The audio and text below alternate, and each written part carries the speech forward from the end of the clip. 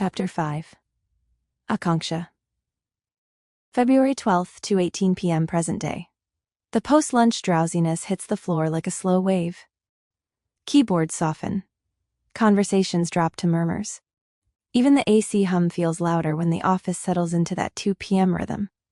I'm back at my desk, laptop open, an unfinished task on my screen, cursor blinking patiently as if waiting for me to focus. I don't. My mind is still downstairs, still at the empty glass wall where the Valentine's poster used to be. Nisha is typing beside me, fully back in work mode. Mira, on the other hand, is editing the reel we shot near the atrium, occasionally giggling to herself and adjusting filters like it is a national priority. Should I post? Mira asks without looking up. Post, Nisha replies instantly. Caption idea, lunch break therapy with favorite people, Mira says. I keep my eyes on the screen. Don't tag me, she gasps. Why? Aesthetic is good.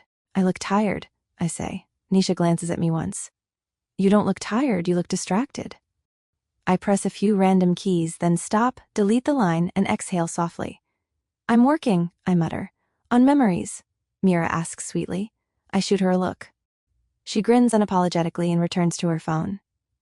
My team's notification pings. A client message. I reply automatically, fingers moving on habit, brain operating on muscle memory built over months of repetitive workflows. Somewhere outside the glass, footsteps pass, then pause, then continue. My attention shifts unconsciously toward the door. Nothing. Of course nothing. Lunch is over. He always goes back to his floor after lunch. Routine. Predictable. My phone lights up again on the table. This time, it's not a memory, it's Spotify. A new release notification from Deepak. I've been pretending to be obsessed with him for the past 1 year. I stare at the notification for a second, then tap it. The album cover fills the screen. Soft lighting, moody aesthetic, slightly dramatic pose. Mira notices instantly. New song, she asks. I reply. She leans closer. Play. I plug in one earbud, give the other to Mira, and press play. Soft guitar. Low vocals. Slow tempo.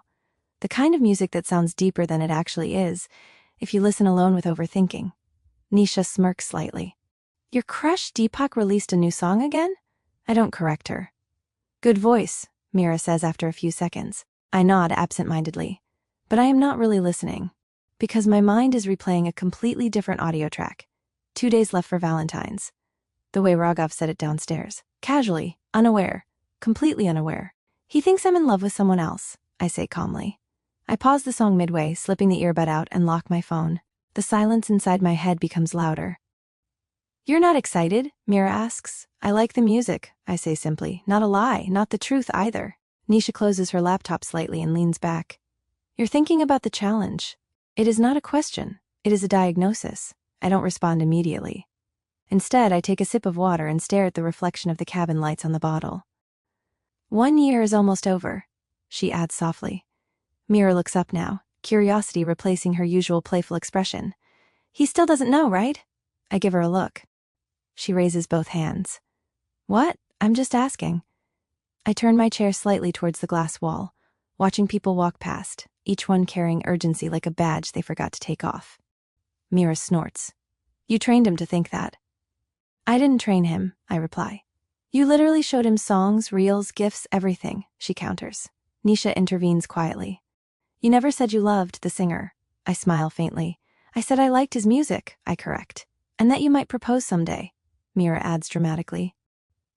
That was a joke, I say. The silence that follows is not heavy, just aware. Nisha studies my face for a moment. You kept every gift. I don't deny it. My fingers tighten slightly around the ID tag. They are not for the singer, she continues softly. I finally turn back to them. They were never for him, I say. Mira's eyes widen slightly, even though she already knows. Then I don't answer. Because the answer is sitting 2 floors above right now, probably working on a spreadsheet, completely unaware that he has been part of a 1-year emotional experiment without consent. My phone vibrates again. This time it's a WhatsApp message. Raghav, reach floor. Meeting about to start. Don't skip water. I stare at the message for a second longer than I should. Simple, practical, routine. I type, okay, then pause, then add, you too. Drink water. I send it before overthinking, seen, typing, stopped. Then typing again. Yes.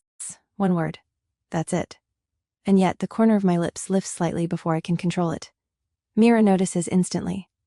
Message from the indie singer Deepak? I lock my phone and place it face down again. Work. She squints. Suspicious smile for work. Finish your reel, I say. She salutes dramatically. Nisha shakes her head and returns to her laptop. I stare at my screen. Cursor still blinking. Deadline approaching. Not office deadline, not client deadline. Valentine's deadline, 2 days left. And he is still helping me fall in love with a person who doesn't even exist in my emotional world. My phone screen lights up faintly against the table again. I don't reach for it. Instead, my mind drifts back. The photo sits there in the widget, a memory from a year ago. I don't open it this time. I don't need to. Because I'm not remembering the photo. I am remembering the way he looked at me when he said, fine. Next year I'll be committed. Calm. Unaware. And the dangerous part is not the challenge. It is the fact that for one entire year, he never once thought that the person who gave the challenge might be the answer to it.